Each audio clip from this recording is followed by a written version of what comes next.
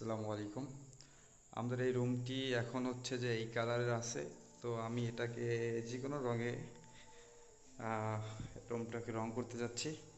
কিন্তু হচ্ছে যে আমাকে এর জন্যে ফার্স্টে কি করতে হবে, রং সিলেক্ট করতে হবে। তো আমি রং হচ্ছে যে দিব অফ হোয়াইট দেওয়ার ইচ্ছা আছে, কারণ এই রংটা হচ্ছে যে আমার যে ফ্লোর, এই ফ্লোরের সাথে ম্যাচিং হচ্ছে না।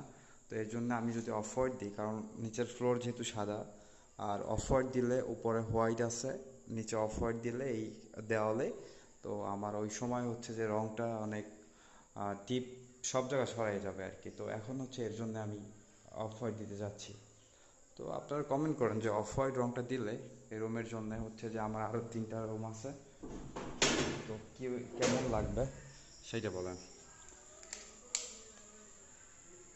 এই যে রুম সেম কালারের সব রুম আছে এখন।